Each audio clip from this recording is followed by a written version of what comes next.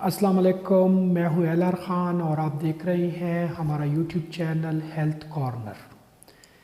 Dear audience, आज हम constipation पर बात करेंगे। कंस्टिपेशन को हम आम ज़बान में कब्ज़ बोलते हैं, यानी जब इंसान को रूटीन के मुताबिक पाखाना ना आए तो इस कंडीशन को कब्ज़ कहा जाता है। आजकल ये कंडीशन बहुत ज़्यादा कॉमन है और कुछ लोग इससे मुतासिर भी हो रहे हैं, तो इसलिए इस वीडियो की ज़रूरत तो मैंने बहुत ज़्यादा महसूस की ताकि हमारे लोगों के अंदर कुछ ना कुछ अवेयरनेस हो। हम इस चीज़ को घर में भी हैंडल कर सकते हैं और डॉक्टर के पास जाने की ज़रूरत भी बहुत ज़्यादा केसेस में नहीं होता। तो आज की वीडियो में हम कंस्टिपेशन क्या है इस पर बात करेंगे।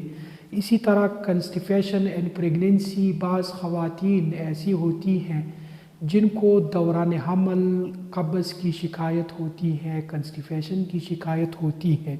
इसी तरह छोटे बच्चे जो होते हैं, शीरखार बच्चे होते हैं, 6-7 महीने के बच्चे, उनमें भी बाज़ औक़ात कंस्टिपेशन देखने को मिलती है, तो उस पर भी बात करेंगे। इसी तरह कंस्टिपेशन एंड स्मोकर्स, जो लोग सिगरेट पीते हैं, स्मोकिंग करते हैं, उनमें भी बाज़ औक़ात ये कंडीशन देखने को मिलती है, तो उस पर भी बात करेंगे। इसी तरह साइंस एंड सिम्पटम्स क्या है, कंस्टिपेशन की अलामात क्या हैं, तो ये भी आपको हम बता देंगे। कुछ कम्प्लिकेशंस भी हैं, कुछ अलामात हैं, उस पर भी तफसीली गुफ्तगू करेंगे। और हम घर पर कंस्टिपेशन का इलाज कैसे कर सकते हैं, हमें डॉक्टर जाने की ज़रूरत कब पेश आएगी और मेडिकल ट्रीटमेंट इसका क्या है, इन सब पर हम तफसीली गुफ्तगू करेंगे। तो ये वीडियो थोड़ी सी लंबी हो सकती है। मैं चाहता हूँ कि ये सारा टॉपिक जो है एक ही वीडियो में आपके सामने डिस्कस कर दूँ, ताकि आप लोगों के जहन में जो सब के सब बातें हैं वो बैठ जाए और आप घर पर इस कंडीशन का इलाज खुद करें।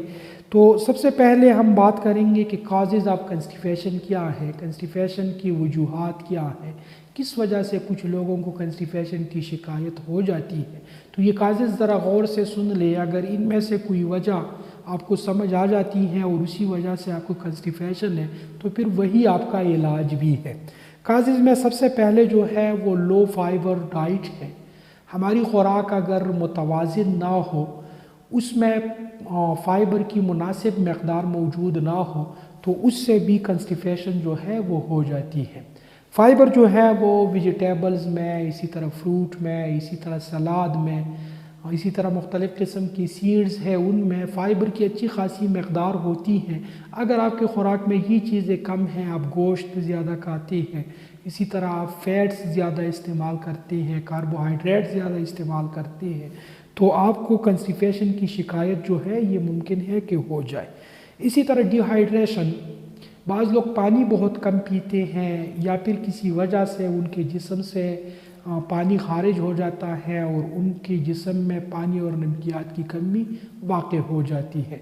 मिसाल के तौर पर गर्मियों में बहुत ज़्यादा पसीना आ जाता है, या इसी तरह लूज़ मोशन वग़ैरह लग जाते हैं, या कुछ लोग वैसे पानी कम पीते हैं, आदतन वो पानी कम पीते हैं, तो पानी कम पीने की वजह से डिहाइड्रेशन हो जाती है और इसी डिहाइड्रेशन की वजह से कंस्टिपेशन की कंडीशन जो है वो लाहिक हो जाती है। नेक्स्ट वन है लैक ऑफ फिज़िकल एक्टिविटी। कुछ लोग ऐसे हैं जो सिर्फ खाते हैं, पीते हैं और बैठे रहते हैं।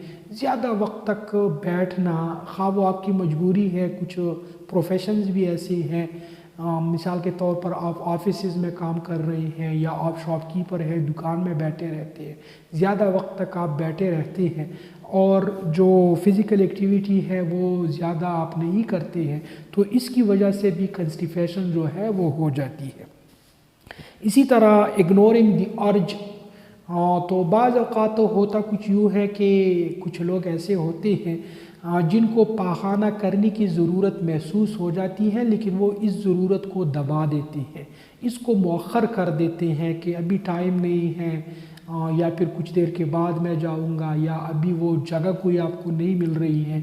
तो इस वजह से जो आपको कुदरती या नेचुरल जो ज़रूरत है वो आप उसको अगर बार बार दबाते रहे तो एक वक्त ऐसा आता है कि आप कंस्टिपेशन के मरीज़ बन जाते हैं। तो ये चंद काजेज़ हैं اسی طرح ان میں کچھ میڈیکیشنز بھی شامل ہیں، کچھ میڈیسن ہے جس میں پین کلر شامل ہیں، پیراسٹامول ہے، بیروفن ہے، ڈائکلوفینک سوڈیم ہے، پونسٹان ہے، میفارمک ایسڈ وغیرہ. یہ بہت سارے پین کلرز میڈیسن جو ہے یہ بھی بعض صورتوں میں کنسٹیپیشن کا سبب جو ہے یہ بن جاتی ہے. اسی طرح اینٹی ڈپریسنٹ میڈیسن جو ہے، جو میڈیسن ہم انگزائٹی کے لیے استعمال کراتے ہیں یا جو پریشانیوں کے لیے لوگ جو میڈیسن استعمال کرتے ہیں، ان سے بھی بعض اوقات کنسٹیپیشن کی شکایت جو ہے وہ ہو جاتی ہے. اسی طرح آئرن سپلیمنٹ، بعض لوگ آئرن کے سپلیمنٹ لے رہے ہوتے ہیں، بالخصوص جو پریگننٹ ویمنز ہوتی ہیں وہ آئرن سپلیمنٹ استعمال کرتی ہیں، تو ان میں بھی کنسٹیپیشن کی شکایت آئرن سپلیمنٹ کے استعمال کی وجہ سے بھی ہو جاتی ہے. اسی طرح IBS ایک بیماری کا نام ہے، اریٹیبل باؤل سنڈروم جس کو کہا جاتا ہے. اس پر ایک الگ ویڈیو میری موجود ہے، وہ آپ دیکھ لیں. تو اس بیماری کے دوران بھی یہ قبض یا کنسٹیپیشن کی شکایت جو ہے وہ ہو جاتی ہے. اب چینجنگ ان روٹین اور ڈائٹ، بعض اوقات ہم اپنی زندگی یا روٹین میں کوئی بڑی تبدیلی لے آتے ہیں. مثال کے طور پر ہم سفر کے لیے نکل جاتے ہیں تو بھی ہمیں کنسٹیپیشن یا اس طرح کی شکایت جو ہے وہ ہو جاتی ہے. یا پھر ہم ڈائٹ میں کوئی تبدیلی لے آتے ہیں تو اس سے بھی کنسٹیپیشن جو ہے وہ ہو سکتی ہے.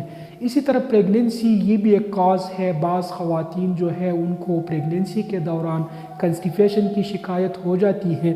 تو پریگننسی کے دوران ایک تو ہارمونل چینجز واقع ہو جاتی ہیں، اور ایک وہی وجہ ہے کہ بعض خواتین آئرن سپلیمنٹ یوز کر رہی ہے، تو اس کی وجہ سے پریگننسی کے دوران جو ہے یہ شکایت عموماً دیکھنے کو ملتی ہے.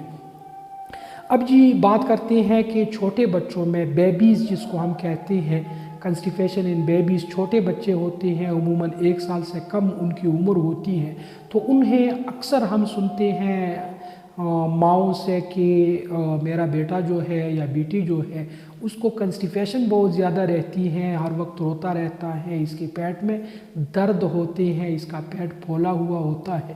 تو اس کی آخر کیا وجہ ہے؟ چھوٹے بچوں میں وجوہات کیا ہے؟ تو چھوٹے بچوں میں تو فارمولیٹڈ فیڈ بیبیز، ایسے بچے جن کو بریسٹ فیڈنگ پر نہیں ہے، جن کو فارمولا دودھ وغیرہ پلایا جاتا ہے، آپ بازار سے کوئی دودھ خریدتے ہیں وہ ان کو پلاتے ہیں، تو وہ جو فارمولیٹڈ فیڈنگ ہے وہ ان کے ایلیمنٹری جو ڈائجسٹیو سسٹم ہے اس کے مطابق نہیں ہوتا، یعنی دونوں میں کوئی مطابقت نہیں موجود ہوتی ہے. تو اس لیے ایسے بچے جو ہوتے ہیں جو فارمولا فیڈنگ پر ہے تو ان میں اکثر یہ چیز دیکھنے کو ملتی ہے. اسی طرح انٹروڈکشن آف سالڈ فوڈز، بعض اوقات ہم بچوں کو جب دودھ سے سالڈ فوڈ پر لے آتے ہیں تو بھی یہ قبض کی شکایت جو ہے یہ ہو جاتی ہے. تو اس لیے جب آپ بچے کو سالڈ فوڈ پر لے آ رہے ہیں تو گریجولی آپ اس کو سالڈ پر لے آئے. مطلب جو نیم لیکوڈ یا نیم مائع قسم کی خوراکیں ہیں شروع میں وہ دے دیا کرے. اسی طرح فروٹ میں وہ فروٹ دے دے جو سالڈ نہ ہو، جس طرح بنانا وغیرہ جو ہے یہ بہت زیادہ سالڈ نہیں ہوتا تو یہ دے دیا کرے، بجائے اس کے کہ آپ اس کو شروع دن سے ان کو ایپل وغیرہ کھلانا شروع کر دیں. تو سالڈ فوڈز کی طرف آنا اگر ہے تو وہ آہستہ آہستہ آئے، گریجولی اس کی طرف آ جائے.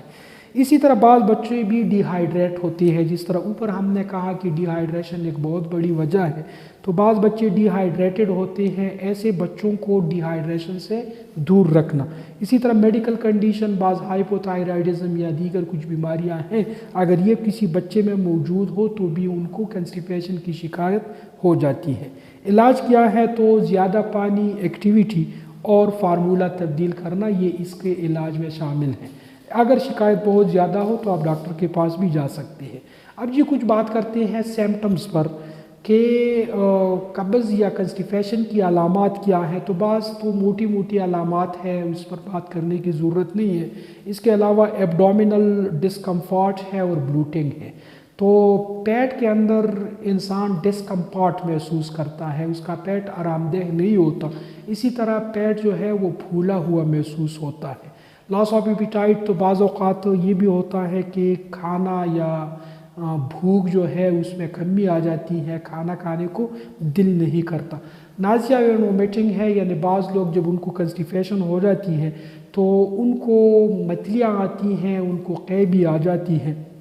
اسی طرح ریکٹل بلیڈنگ، کنسٹیپیشن کے دوران سٹول جو ہے وہ بہت زیادہ سخت ہو جاتا ہے، تو جب وہ ہمارے انٹسٹائن میں سے گزرتا ہے تو بعض حصوں کو وہ زخمی کر جاتا ہے، جس کی وجہ سے ریکٹل بلیڈنگ جو ہے وہ بھی ہو جاتی ہے، اور ہیڈ ایک یعنی سر میں درد بھی بعض پیشنٹ کو ہوتا ہے کنسٹیپیشن کی وجہ سے۔ اب جی آتے ہیں کہ ہوم ریمیڈیز کیا ہے، کنسٹیپیشن کا ہم گھر میں کیسے علاج کریں، اس کو گھر میں ہم کیسے مینیج کر سکتے ہیں۔ تو سب سے پہلی جو بات ہے وہ ذہن میں رکھ لی کہ انکریز واٹر انٹیک، پانی ہے یا جوس ہے یا کوئی بھی لیکوڈ ہے اس کو زیادہ مقدار میں آپ یوز کریں۔ تو اس کا فائدہ یہ ہوتا ہے کہ ایک تو یہ فیکل سافٹنر ہے، جو سٹول ہے وہ سافٹ بن جاتے ہیں، اس کے علاوہ والیوم یا حجم جو ہے وہ سٹول کا وہ بھی بڑھ جاتا ہے۔ اسی طرح انکریز فائبر انٹیک، آپ کے کھانے میں ویجیٹیبلز ہے، فروٹ ہے، سلاد ہے یا کچھ سیڈز وغیرہ ہے، ان کی مقدار زیادہ ہونی چاہیے۔ ایک نارمل انسان کو نارملی 24 آور میں تقریباً 30 یا 35 گرام فائبر جو ہے یہ اس کے خوراک کا حصہ ہونا چاہیے۔ تو یہ جو فائبر ہے آپ مختلف چیزوں میں دیکھتے ہیں، فروٹ میں ہے، ویجیٹیبل میں ہے، اسی طرح سلاد وغیرہ میں ہے، چیا سیڈ ہے، اسپیغول ہسک ہے، اس طرح کی بہت ساری چیزیں ہیں۔ یا پھر اگر آپ آٹا استعمال کرتے ہیں تو فائن آٹا یعنی سفید آٹا جو ہوتا ہے اس کو استعمال کرنے کے بجائے آپ براؤن آٹا جو ہے وہ استعمال کریں۔ براؤن آٹا میں بھی جو ہے وہ فائبر کی مقدار زیادہ ہوتی ہے۔ اسی طرح use a stool softener, medical store میں مختلف قسم کے سٹول سافٹنر جو ہیں، لائلیک شربت ہے یا اس طرح دیگر جو مختلف قسم کے سٹول سافٹنر ہے، آپ وہ کسی میڈیکل سٹور سے لے لیں، وہ بھی آپ استعمال کر سکتے ہیں، ان کا کوئی سائیڈ ایفیکٹ یا خطرہ بھی نہیں ہوتا۔ اسی طرح ڈرنک ہربل ٹی جو ہے وہ آپ زیادہ مقدار میں یوز کر لیا کریں۔ ہربل ٹی میں پیپرمنٹ ٹی ہے، اسی طرح جنجر ٹی ہے، تو یہ مختلف قسم کی ٹی جو ہے یا نیچرل لیگزیٹیو جو ہے یہ بھی ساتھ ساتھ آپ یوز کر لیا کریں، اس سے بھی آپ کو فائدہ ہو جائے گا۔ اسی طرح پروبائیوٹک، بعض اینٹی بائیوٹک کا الٹ لفظ جو ہے وہ پروبائیوٹک ہے، تو پروبائیوٹک بعض بیکٹیریا جو ہے وہ ہمارے لیے مفید ہوتے ہیں، ان کا ہمارے جسم میں موجود ہونا ضروری ہوتا ہے، تو اس قسم کی بیکٹیریا کو زیادہ سے زیادہ مواقع دینا کہ وہ ہمارے جسم میں موجود رہے، وہ پھلے پھولے۔ تو بعض چیزیں ہیں جس طرح یوگٹ ہے، دہی جس کو ہم کہتے ہیں، یا خمیر ہے، تو ان چیزوں میں ان بیکٹیریا کی مقدار موجود ہوتی ہے، تو یہ چیزیں جو ہے زیادہ مقدار میں استعمال کرنی چاہیے۔ میرے خیال میں آج کے لیے اتنا ہی کافی ہے۔ میں اجازت چاہتا ہوں اس امید کے ساتھ کہ آپ جہاں بھی رہے خوش رہے اور محفوظ رہے۔ اللہ نے